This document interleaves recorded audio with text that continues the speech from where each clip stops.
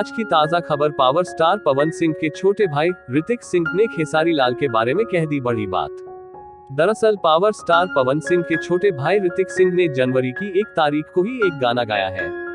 गाने के बोल है, लौंडा लंदन से आइल बा। गाना रिलीज होते ही काफी धमाल मचा रहा है और चर्चा में बन गया है।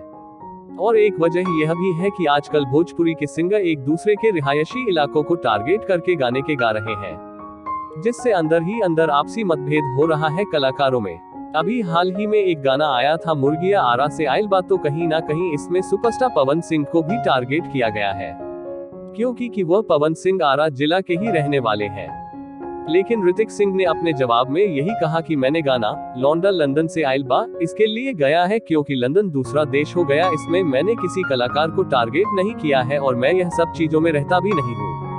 यह गीत लौंडा लंदन से आइल बा वाकई में बहुत खूबसूरत गीत है और इसे गाने वाले पवन सिंह के छोटे भाई रितेश सिंह है।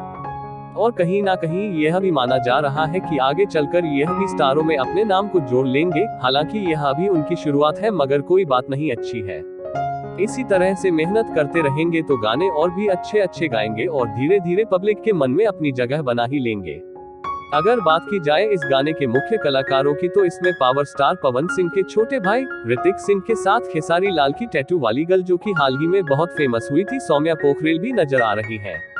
गाना बहुत ही रोमांटिक है। गाने में दोनों की जोड़ी अच्छी परफॉर्मेंस के साथ दिख रही है।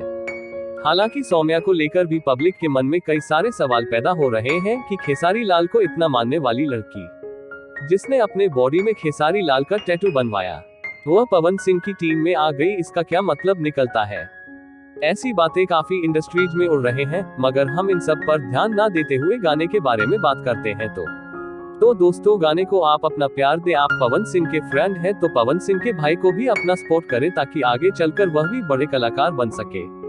आज की खबर बस यहीं तक। कल मिलते हैं फिर किसी नई खबर के साथ। तब तक के लिए अपना ख्याल रखें, स्वस्थ रहें, मस्त रहें। और जाते जाते आपसे एक बार फिर कहना चाहूंगा कि दोस्तों, हमारे चैनल को भी आप अपना प्यार और आशीर्वाद दें। और अगर आप हमारे चैनल पर नए हैं तो हमारे चैनल को आप सभी सब्सक्राइब करना ना भूलें। दोस्तों, आपका सपोर्ट ही हमारे लिए बहुत मोटिवेशन का काम करता है।